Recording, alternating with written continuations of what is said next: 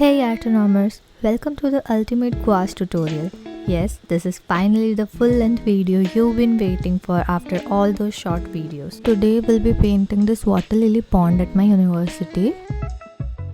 For sketching, I prefer using a kneadable eraser over a regular graphite pencil.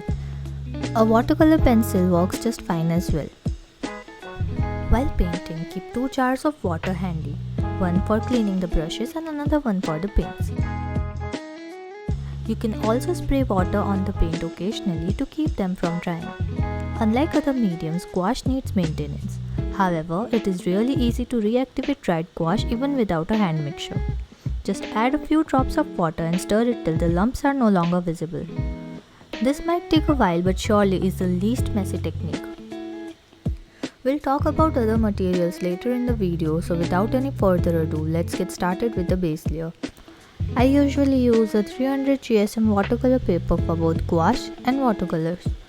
So as you can see, our base layer is going to be really thin and probably messy. The subsequent layers will be thicker. Use lesser water and lesser strokes to give it a smooth, non-patchy finish. Check out my earlier short tutorials to know why. Let the previous layers always dry before adding another one. For the base, use a mid-tone as you can always add shadows and highlights over it. When adding a different layer, do not use many brush strokes or water too much than required. It will only activate the pigment underneath and blend with it.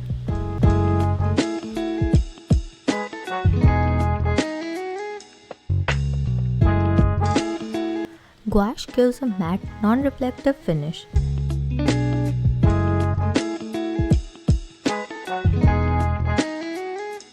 As you can see, all the elements I add will need layering.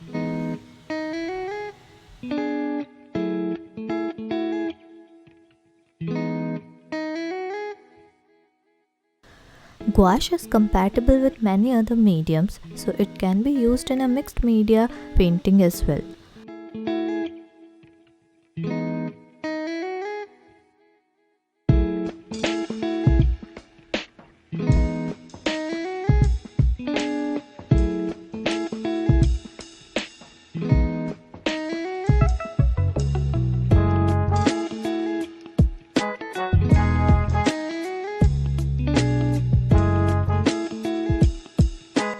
As you can see, for highlights you can use a white pen, acrylic marker, or the gouache itself owing to its opaque finish.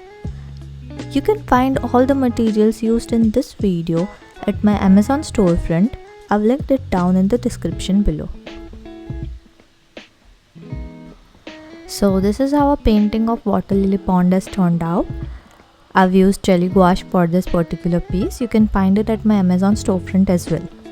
This painting has turned out really opaque and matte. It's the best for you if you work in anime or Studio Ghibli or any such another similar art styles.